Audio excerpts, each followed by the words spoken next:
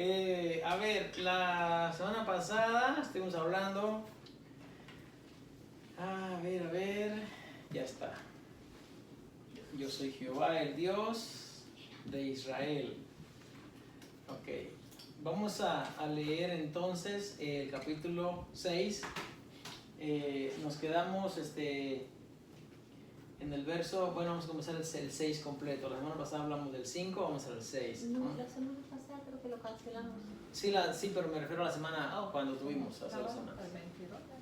Sí, lo dejamos en el 5:22, cuando Moisés, ¿verdad? Se aflige, cuando este hombre mira la preocupación. 5:22 dice: Entonces Moisés se volvió a Jehová y dijo: Señor, ¿por qué afliges a este pueblo?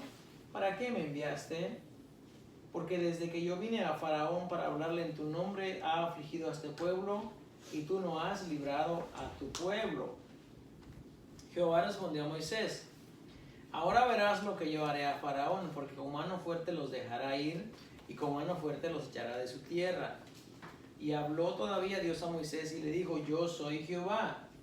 Y aparecía a Abraham, a Isaac y a Jacob como Dios omnipotente, mas en mi nombre Jehová no me di a conocer a ellos.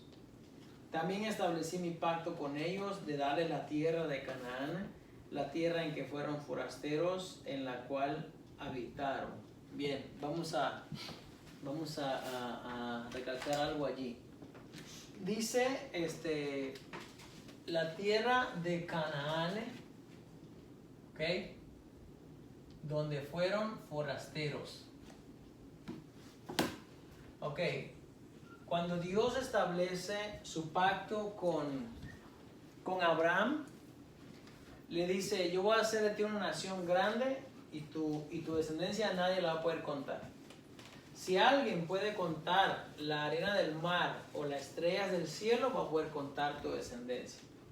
Pero le dice: también le voy a dar esta tierra, la tierra donde tú estás pisando, se la voy a entregar a ellos. Y es una especie, hermanos, como ellos hacen como un círculo. Porque cuando ellos están en Canaán, después descienden a Egipto y después vuelven a regresar. Pero cuando regresan a Canaán, después de regresar a Canaán, ya ellos encuentran una ciudad habitada, una ciudad con bastantes viñedos, con bastantes árboles frutales. Ya es Canaán ya es algo en lo que ellos vienen a vivir. Dice la palabra del Señor que iban a entrar a poseer casas que ellos no edificaron y viñedos que no plantaron. O sea, es como que Dios los lleva por un proceso y los regresa. Ahora, dice: también establecí mi pacto con ellos. Yo quiero, ¿verdad? En esta noche hablar acerca, yo creo que anteriormente lo hemos hablado, pero yo quiero hablar de lo que es pacto, ¿ok? Aunque no avancemos mucho, pero yo quiero hablar de lo que es pacto. Nosotros, yo sé que con nuestro poco entendimiento de la escritura, con nuestro poco estudio, no alcanzamos quizás a comprender lo que eso significa. Y no estoy menospreciando la inteligencia, ¿verdad? Lo que usted pueda tener. Pero como nosotros somos una, ¿cómo se llama? Venimos de nuestra cultura. A nuestra cultura, por ejemplo, los latinoamericanos, nosotros no leemos realmente. Bueno, no como deberíamos, no como otros países, por ejemplo, Europa.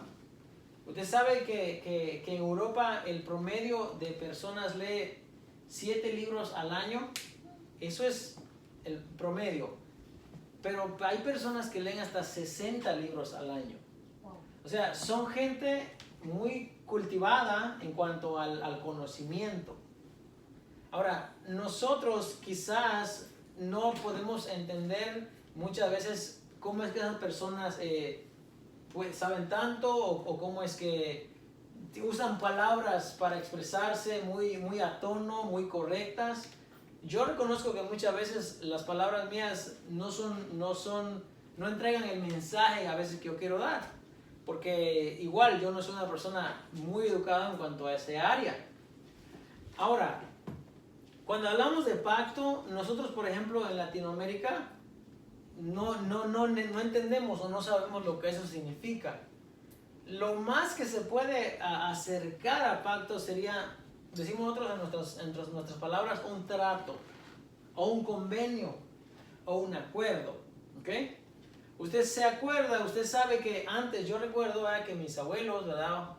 Mis papás, cuando hacían un convenio o un trato con una persona, decían, bueno, pues hacemos el trato en tanto, y se daban la mano, así un handshake, ¿no? Y el handshake era suficiente. No tenías que ir a un notario público, no tenías que ir a donde está un juez, no. Si al caso llamabas a alguien, a otra persona que atestiguara el trato, pero se quedaba en eso.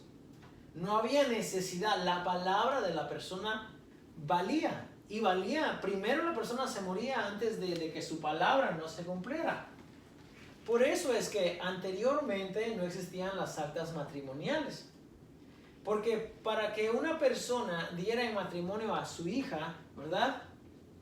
Tenía que venir el padre de familia o en otro caso tendría que venir una persona de más respeto a venir a intervenir por aquel joven que quiere pedir, ¿verdad?, en matrimonio a aquella muchacha. Y entonces el padre venía y decía, ¿estás de acuerdo o no estás de acuerdo? O ustedes ya hablaron, ya se conocieron. A veces se habían hablado 2 veces los jóvenes, pero como los padres estaban de por medio, decían, bien, va, ¿para cuándo entonces? Y se efectuaba, ¿verdad?, el casorio, si se puede decir.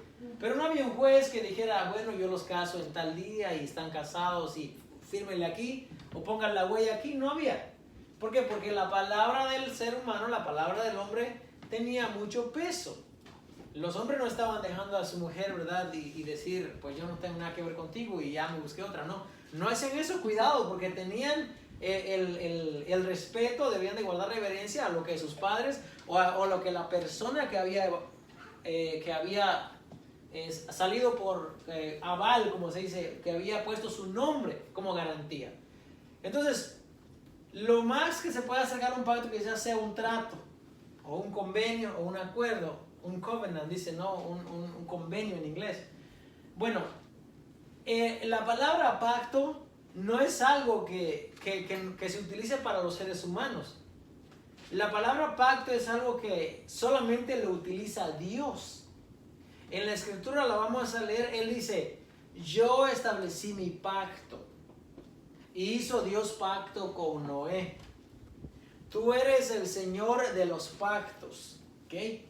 Es Dios la persona que hace el pacto. Es Dios quien dice, me eres agradable a mí, yo voy a poner mi pacto contigo. ¿Cuál es el pacto? Ustedes se acuerdan que está en la Biblia cuando Noé sale del arca. Que no va a poner el arco iris. Exacto. Dios, fíjese, anteriormente al diluvio no estaba este hermoso, ¿cómo se llama en inglés? Rainbow. El rainbow. Okay. El rainbow es un símbolo o es la manera de acordarnos lo que Dios pactó, lo que Dios prometió. El arco iris. ¿Ve la libreta de la hermana que tiene muchos colores? Sí. Un arco iris. El arco iris nos recuerda a nosotros, porque después que pasa la lluvia o cuando está lloviendo, ¿verdad?, sale el sol y se ven esos rayos, ¿verdad?, tan hermosos. Alguien decía que el que encontrara donde está el arco iris, pues ahí estaba un tesoro, ¿verdad? Nunca va a encontrar donde está el arco iris, porque mientras usted se mueve, el arco iris se mueve. Porque el arco iris es un reflejo dependiendo de qué ángulo usted lo esté viendo. Mande un prisma, exactamente. Hemos visto, ¿verdad?, 2 arcoíris Juntos. Y qué hermoso, ¿verdad? Porque eso nos recuerda, ¿sabes qué? Dios no va a destruir la humanidad nuevamente con agua. Ahora, en esa manera de que el mundo entero se va, como dice 1 Pedro, se va a negar, se va a cubrir hasta el monte más alto de agua. Como cuando usted pone una cuchara dentro de un vaso, ¿verdad? Y el vaso está lleno de agua que rebalsa. Así no va a ser nomás. Dios dijo, no va a ser así. No, eso no va a suceder. Y no se ha violado el pacto, porque Dios no viola sus pactos, Él no viola su promesa, lo que Él ha cumplido, lo que Él ha dicho que va a hacer. Ahora, Dios se le presenta a Moisés y le dice, yo me presenté a Abraham, a Isaac, dice, y a Jacob. Me presenté, dice, como Dios omnipotente. Omnipotente quiere decir el que todo lo puede. Para Él no hay imposible y para Él no hay algo que Él no pueda hacer. No hay algo que Él no pueda hacer. En cuestiones de preguntas lógicas. Hay alguien que pregunta un día y dice, ¿Dios es todopoderoso? Sí. Entonces, ¿Dios puede hacer una piedra muy, muy grande que Él no lo pueda cargar? No, ¿verdad? No tiene nada que ver eso. O sea, Dios es todopoderoso, todo lo puede. Claro que puede. Ahora, si Dios todo lo puede, ¿puede Dios mentir? No, porque no va a ir en contra, ¿verdad? De lo que en su esencia es Él. Él es verdad, Él es amor, Él es todopoderoso. Entonces dice, en mi nombre, dice, yo no me di a conocer a ellos, pero yo me presenté como Dios omnipotente. Y ahora dice, yo establecí mi pacto, acuérdese, es Dios el que establece. El hombre no tiene el tamaño, no tiene la autoridad, no tiene cómo acercarse a Dios y decir, yo voy a hacer un pacto contigo. No puede, porque el pacto lo hace la persona de mayor grado al inferior. No es del inferior al mayor, no se puede. Entre nosotros los seres humanos podemos hacer un convenio, un trato, un acuerdo. Y hay ejemplos en la Biblia. Por ejemplo, cuando Abraham compra la cueva para sepultar a Sara, hace un convenio con aquel hombre y le pesa la moneda y se lo entrega y dice, esto es un acuerdo entre mercaderes. Pero Abraham en ningún momento hizo un pacto con Dios, ni Isaac tampoco, ni Jacob tampoco. Hay gente que confunde y dice, pero es que Jacob prometió que de todo lo que Dios le diera le iba a apartar el diezmo. Sí, él hizo una promesa. Él dijo, si Jehová Dios fuere conmigo, me diere pan para comer, me prosperara en mi camino, Él va a ser mi Dios y de todo lo que me diere el diezmo voy a apartar para ti. Ese fue Jacob que hizo la promesa. Pero solo fue una promesa porque Jacob en ningún tiempo diezmó porque, bueno, no había sacerdocio a quien le trajera diezmo. Entonces fue algo que él prometió. Y Eclesiastés dice, cuando a Dios haces promesas, no tardes en cumplirla. Si la gente hacía promesas. Le voy a dar un ejemplo. Primera de Samuel, cuando Ana viene, cuando Ana no tiene hijos, y esta Penina, la otra mujer del Cana, yo le digo el Canita, el Cana tenía dos mujeres, una se llamaba Penina, y Sara no podía tener hijos. Y dice, un día está orando, en el capítulo 1 está orando delante del sacerdote Elí, y dice que la mujer había derramado su alma, ya no tenía palabras, ya no salía la voz, dice que solamente se movían sus labios. El sacerdote Elí viene y le dice, mujer, ¿hasta cuándo vas a estar ebria? Le dice, perdón, digiere tu vino, le dice, ya, o sea, que se te pase ya. Y dice, mi Señor me juzga, dice, yo no estoy ebria como usted supone. Es que yo he derramado mi alma delante de Dios. Bueno, en esa oración Ana le dice, Señor, si tú me das un hijo, le dice, yo lo voy a dedicar para ti. Esa es una promesa. Y ella cumple la promesa. En el capítulo 2, el capítulo 3, miramos cómo ella viene después que el niño es destetado, que dice, el proceso, el tiempo de destetar podría ser entre los 3 y los 5 años, ¿verdad? Y entonces ella vino y lo trajo a Samuel. ¿Quién fue Samuel? Samuel fue el gran profeta de Dios, el que ungió al primer rey de Israel. Samuel, el hombre puede hacer una promesa, ¿ok? Puede hacer una promesa, pero si hace una promesa a Dios, tiene que cumplir. Y cuando hablo de promesa, no hablo de cosas que el dinero compra, cosas cosas materiales. En sí, el hacer una promesa a Dios va mucho más allá de lo que el dinero pueda comprar. Hay gente que dice, promete a Dios que tienes que dar. No, la Biblia no habla en ningún momento de ese tipo de promesas. No habla.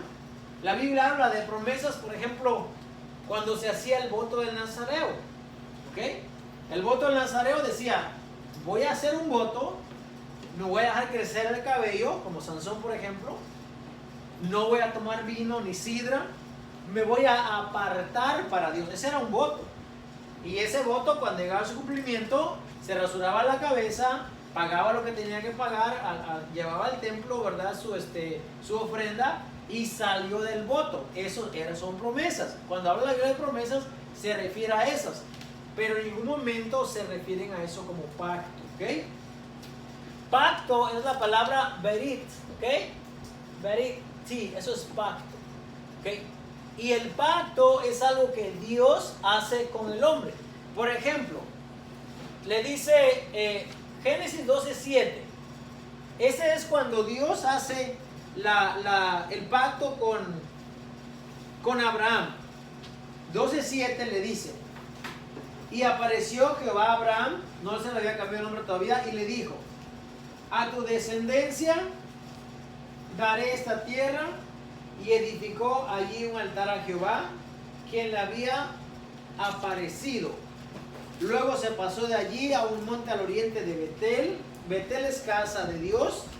Y plantó su tienda, teniendo a Betel al occidente y a Jaí al oriente. Y edificó allí altar a Jehová e invocó el nombre de Jehová. Y Abraham partió de allí caminando y yendo hacia el Negev. Bien, cuando vamos al capítulo 15, 15:1 dice: después de estas cosas vino la palabra de Jehová a Abraham en visión, diciendo: no temas, Abraham, yo soy tu escudo y tu galardón será sobremanera grande. Y respondió Abraham: Señor Jehová, ¿qué me darás siendo así, que ando sin hijo, y el mayordomo de mi casa es este Damaseno Eliezer? Dijo también Abraham: mira que no me has dado prole, y he aquí que será mi heredero un esclavo nacido en mi casa. Luego vino la palabra de Jehová diciendo: no te heredará sino un hijo tuyo será el que te heredará. Ya Dios a partir de ahí va trabajando con Abraham. Bueno, capítulo 17 de Génesis. Dice: era Abraham de edad de 99 años cuando le apareció Jehová y le dijo: yo soy el Dios todopoderoso, anda delante de mí y sé perfecto. Escucha verso 2: y pondré mi pacto, mi berit, entre mí y ti. O sea, es Dios el que pone el pacto. Dios dice: lo voy a poner entre tú y yo, o entre yo y tú, y te multiplicaré en gran manera. Entonces Abraham se postró en su rostro, y Dios habló con él diciendo: he aquí mi pacto es contigo, y serás padre de muchedumbre de gentes. Hay varias enseñanzas. La Biblia no habla de cómo es que Abraham tiene este entendimiento de que hay un solo Dios y hay un creador. No dice la Biblia cómo. Pero hay libros, ¿verdad?, de los rabinos, hay libros de los sabios que dicen, no dice la Biblia, que Abraham empezó a cuestionar y a preguntar, porque se cree que Tarek, el padre de Abraham, era alguien que hacía ídolos, para muñecos de barro o dioses de barro, para vendérselos a las personas. Y hay una historia, creo que anteriormente yo les conté, hay una historia que dice que en una ocasión el padre de Abraham, Tarek, sale y le dice a Abraham: pues quédate a cargo de la tienda, de lo que se va a vender. Y entonces dice que como pasadas unas horas vino una mujer y le dijo: yo traigo esta bandeja o esta vasija de harina, como una ofrenda o como una comida para los dioses. Y lo dejó allí. Entonces Abraham dice, ¿cómo es posible que esta persona, dice, piense o crea que este es un Dios, perdón, todopoderoso, dado eso que lo acabamos nosotros de hacer? Entonces Abraham dice que la historia dice que se molestó y agarró un palo o un bate, no sé cómo le quiera llamar, y golpeó a todos los ídolos y los desmenuzó, pero dejó a uno. Entonces cuando su padre regresó, dijo, ¿qué pasó aquí? Como dice Linda, what's going on here? ¿Qué pasó? ¿Qué ha pasado? Y Abraham le dice, no vas a creer lo que ha pasado, dice. Pero vino esta señora a traer comida para ellos, dice, y todos empezaron a pelear, dice, y se pelearon, dice. Entonces, dice, mira, el más grande, dice, agarró este palo, dice, y les pegó a todos, y los aniquiló, los acabó. Y el padre de Abraham se rasca la cabeza, va, y le dice, pero ¿cómo es posible que tú crees que yo no sé, que ellos no pueden hacer nada? Y entonces Abraham le dice, padre, tus oídos no escuchan lo que dice tus labios. Entonces se cree, ¿verdad?, que Abraham en un tiempo, por eso se le llama el padre de la fe, había algo en Abraham que despertó esa fe y ese conocimiento hacia Dios. Había algo. Ahora la palabra del Señor dice que Dios se le apareció a él. Ahora Abraham vive en un mundo pagano, idólatra, hay 20,000 dioses, hay muchos ídolos, pero cuando Dios se le aparece, Abraham escucha y le cree a Dios y pone su fe, su confianza en el Dios de Israel. Entonces dice la Escritura que Dios le da una promesa y pone un pacto. Entonces hay una señal, así como esta es una señal del pacto, de la promesa que Dios hizo de no destruir al mundo con agua nuevamente.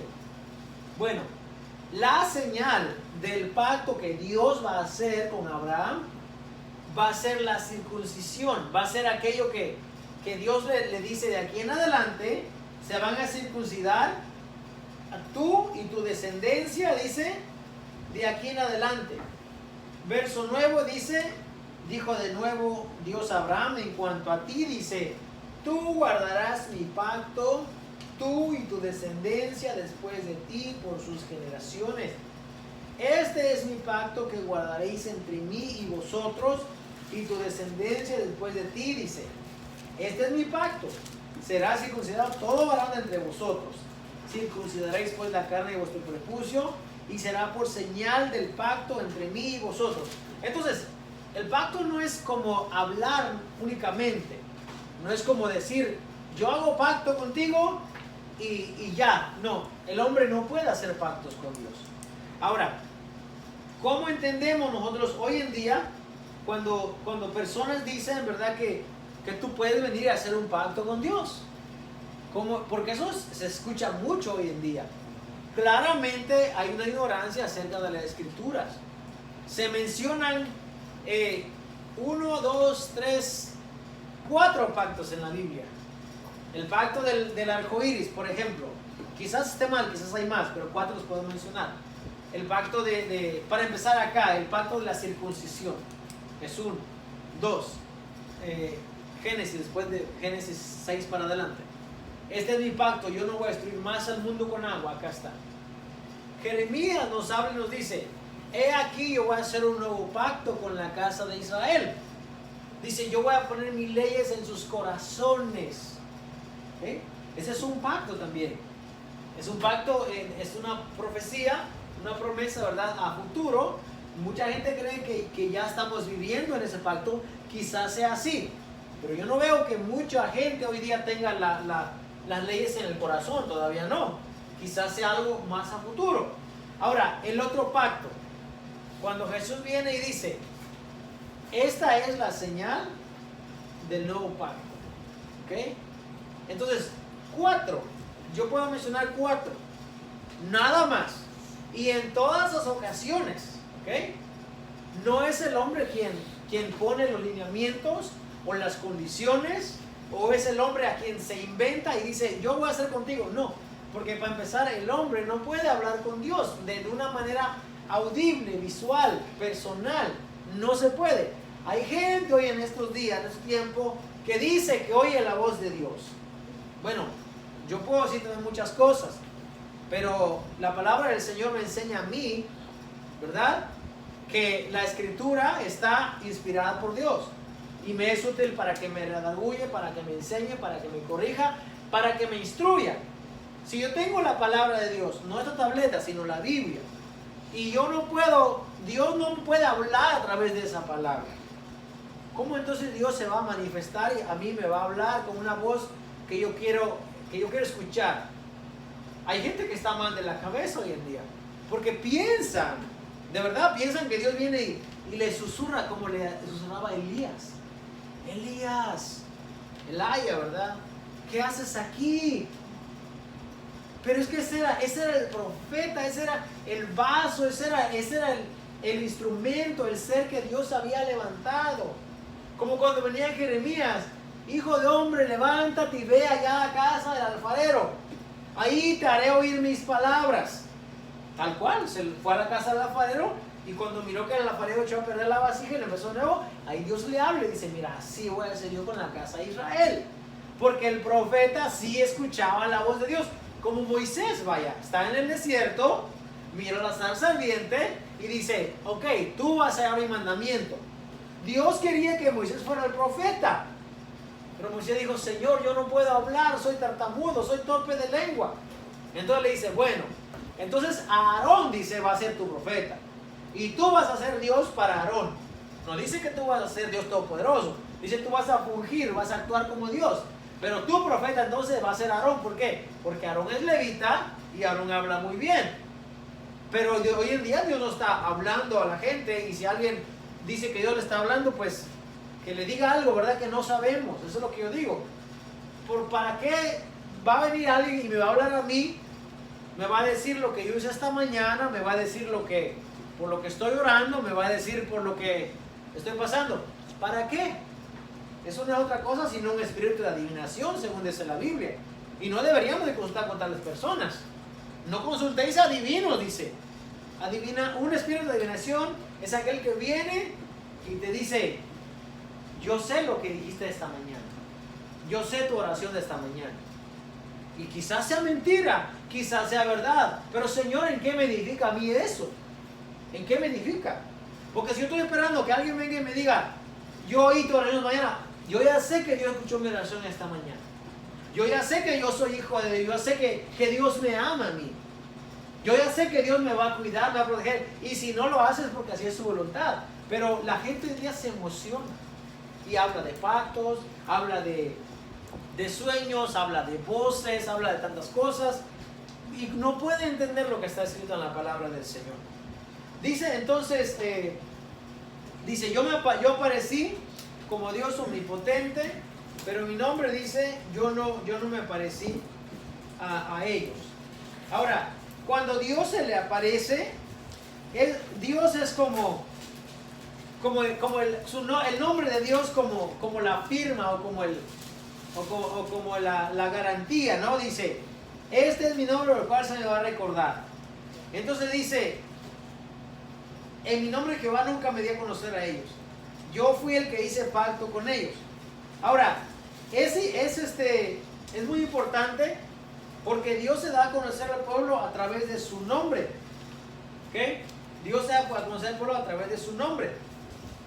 En Jeremías 31, verso 31, dice la escritura: he aquí vienen días, dice Jehová, en los cuales haré nuevo pacto con la casa de Israel y con la casa de Judá, no como el pacto que hice con sus padres el día que tomé su mano para sacarlos de la tierra de Egipto. Este pasaje tiene mucha relevancia, porque justo estamos estudiando el tiempo cuando Dios los va a sacar de la tierra de Egipto.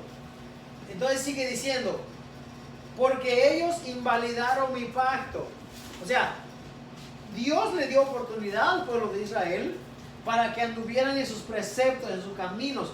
En Deuteronomio, cuando Dios habla al pueblo y está en el monte de Gerizim y el monte de Baal, que se conoce como el monte de las bendiciones y las maldiciones, maldito todo aquel que no permaneciera en mi pacto para guardarlo. Y el pueblo dice, amén. Bendito todo aquel que estuviera en mi pacto para que lo guarde. Y el pueblo dice, amén. Pero ellos, dice Jeremías, invalidaron mi pacto. Fue el pueblo quien se desentendió, no fue Dios. Dios dice, como dice la palabra del Señor en Isaías, acerca del pueblo, dice, todo el tiempo estuve esperando, dice, con mis manos extendidas, y ustedes miraron para otro lado. Entonces dice, no como el pacto que hice con sus padres el día que tomé su mano para sacarlo de la tierra de Egipto, porque ellos invalidaron mi pacto. Dice, aunque fui yo un esposo o un marido para ellos, dice Jehová. Pero este es el pacto que haré con la casa de Israel después de aquellos días, dice Jehová. Daré mi ley en su mente y la escribiré en su corazón, y yo seré a ellos por Dios y ellos me serán por pueblo. Y no enseñará más ninguno a su prójimo. Por eso les dije hace un momento, yo no creo que este pacto se esté llevando a cabo en estos momentos. ¿Por qué? Porque hoy en día todavía tenemos necesidad de que se nos enseñe la Escritura. Todavía. Yo sé que hay gente, ¿verdad?, que estudia, muy preparada, con los cuales, si usted habla, pues va a decir, esta persona sabe mucho de la Biblia, conoce mucho de la Biblia. ¿Ok? Pero no todos somos así, no todos tenemos el mismo nivel de conocimiento. Pero hay una promesa, hay un pacto, que dice que va a llegar un tiempo en el cual nadie va a enseñar a su prójimo, dice, no enseñará más a su prójimo, ni ninguno a su hermano. Ninguno le va a decir, conoce a Jehová. Ninguno dice, porque todos me conocerán, desde el más pequeño de ellos hasta el más grande, dice Jehová, porque perdonaré la maldad de ellos y no me acordaré más de su pecado.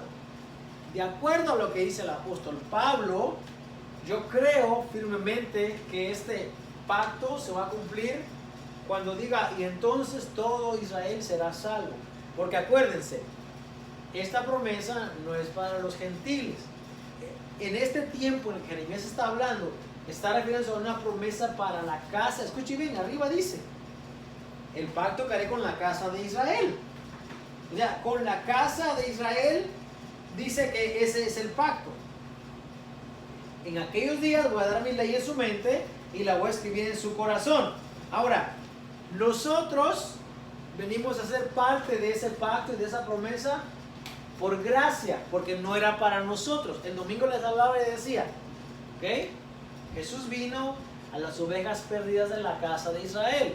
No vino a buscar a los gentiles, no vino a buscar a los aztecas, a los mexicanos, no. Vino a buscar a su pueblo. Juan 1:12 dice, él vino a los suyos y los suyos le rechazaron. Entonces, ahora, nosotros, ¿verdad? Porque a todo el mundo le gusta que le digan, vosotros sois real sacerdocio, nación santa, pueblo adquirido por Dios, a todos. ¿Usted sabe que esa carta no está escrita a los gentiles? Dice el apóstol Pedro, a los dispersos que están en Capadocia, en Ponto, en Asia, en Bitinia, en Frigia, en Panfilia, los dispersos, los que en la diáspora, los que salieron, esos no son los gentiles, son los judíos. Ahora, nosotros queremos ser parte de ese pueblo. Bien, dice el apóstol Pablo, ustedes han sido injertados, ustedes eran un olivo silvestre, han sido injertados en el olivo natural. Ahora dice, no se jacten, no crean que porque ya son injertados, pues ya me las puedo de todas, ya soy. No, dice que no. Por eso, hermano, nuestra oración debe ser como dice, orad por la paz de Jerusalén. Orad, ¿por qué? Porque es un mandamiento. Nosotros muchas veces miramos como que de lejos, pero tenemos que, si somos parte de ese pueblo, tenemos también que amarlos a ellos como que fueran nuestros hermanos, porque ellos a nosotros no nos hicieron ningún daño. Escuche, no fueron todos los judíos los que entregaron a Jesús. Es más, si esos malos no entregaran a Jesús, usted y yo no fuésemos salvos. Somos salvos por gracia, gracias a aquellos, como dijo el apóstol Pablo, por su rebelión han caído, o sea, porque han sido duros de corazón, pero es Dios que los endureció para que nosotros fuésemos salvos. Entonces, por eso estamos estudiando la Torah o los mandamientos, o por eso estamos estudiando esto. la Santa Cena, hermanos. La Santa Cena es uno de los pactos que se conoce cuando Jesús dice, este es mi nuevo pacto. Pero nosotros no podemos practicar Santa Cena hasta que no entendamos lo que eso significa. Porque si no entendemos, dice que el que come del pan y bebe de la copa, sin discernir, dice, o sea, sin saber, sin entender, dice que juicio come y bebe para sí. Yo no quiero que usted le caiga a juicio. Yo no quiero que usted sea castigado, sea corregido por hacer algo que no le han enseñado. La Santa Cena dice, van a hacer esto en memoria de mí todas las veces que lo hagan. Pero hay que hacerlo de la manera correcta. No, la Santa Cena no se hace con una copita así y un pedacito de pan seco arriba. Eso no es Santa Cena. Eso es algo que la Iglesia Católica se inventó. Ellos lo inventaron. Y ahora venimos nosotros y tomamos de ahí y decimos, ya tomamos la Santa Cena. Ni siquiera sabemos lo que es la Santa Cena. Hay cuestiones serias en la Biblia. Nosotros no llegamos ahí todavía no practicamos Santa Cena nosotros. Aunque cada vez que nos reunimos tenemos un momento de comunión y compartimos, pero yo jamás no me va a escuchar decir, esta es la Santa Cena, porque el día que si el Señor lo permite, lo tomemos, lo vamos a tomar de la manera correcta y de la manera que es. Y tenemos que entender realmente qué es. Cuando yo le estaba enseñando a nuestros hijos, cuando al inicio de la pandemia, lo que significa la Santa Cena, el Passover, y lo que significa, qué es lo que la conmemoración. Porque déjame decirle, ya para terminar, lo que Jesús comió en la última cena fue la cena de Pascua. Fue el Pesaj, la cena de Pascua. No fue una cena, imagínense que Jesús venía con su copita, así su copita, y de ese chiquitito dice, tomen todos de la copa. No, era literalmente una copa. Y no solo era una, eran 4. Eran 4 copas. Y cada copa tiene una representación. Y lo toman y lo hacen como conmemoración. Ahora nosotros deberíamos de hacerlo igual. Ahora, no podemos celebrar Pascua porque no podemos sacrificar al cordero tampoco. Y se tiene que hacer en Jerusalén también. Allá es que iban todos, pero es mucha información. Tenemos que ir paso a paso, ¿okay? Poco a poquito, y ahí vamos a ir aprendiendo. Ahora, nosotros tenemos un deber. Juan 5:39 dice, escudriñad las Escrituras. Escudriñad las Escrituras. Cuando alguien venga y le diga, la Biblia no se escudriña, no se estudia, no se cuestiona, dígale, bueno, yo tengo que escudriñar. Y escudriñar no es leer como periódico. Hay que ver qué dice. Hay que buscar. Yo sé que cuesta trabajo, pero ¿sabe qué? Si usted lo hace de a poquito, todos tenemos 5, 10 minutos, 20 minutos al día, de a poquito. Hoy estaba yo estudiando acerca de los 400 o 430 años que ellos tuvieron y lo escribí todo, pero no vamos a llegar ahí. La semana que viene llegamos ahí. A ver, porque hay gente que dice que son 400 y otros que son 430 años que estuvieron en Egipto. La semana que viene, si Dios permite, explicamos eso. Hoy creo que es suficiente. ¿Alguna pregunta? Uy, entonces me engañaron. ¿Por qué? Porque anteriormente me dijeron que hiciera pacto, me diera tanto. Para que... No, de verdad, no estoy mintiendo. Y bueno, es parte de mí, de mi ignorancia, por no estudiar la palabra, pero si eso por mi mente... Es que suena muy bonito, es que suena muy... Es que dijeron, ven y hagan pacto con Dios. Los que quieran hacer pacto con Dios. Héctor de la Cruz, por mencionar a algunos, ¿no? Era de esas personas que venía y decía, ven y haz un pacto. Y bueno, pues la gente, ahora, cuando usted da, hermano, pues, usted lo da de corazón, claro está y todo, pero los tiempos han cambiado, ¿ok? El que diga hoy en día que no sabe es porque quiere quedarse. Porque hoy en día con tanta información, con tantos videos, gracias por la tecnología, con tantas redes sociales, ya hoy en día nadie puede decir, es que no sabía o es que lo estoy haciendo es que mi buen corazón, pero no tiene excusa, pues, ¿no? Hoy en día ya, el que diga que lo engañan es porque pues ya, como el pingüinito, ¿verdad? Que se iba a tirar de ahí arriba y no se animaba a tirar y dijo, me voy a engañar solito, y dice, mira, y se devuelve y se cayó. Hoy en día el que lo hace, pues, ya es un asunto de personal. Bueno, vamos en esta noche entonces a orar, a dar gracias a Dios y esperando que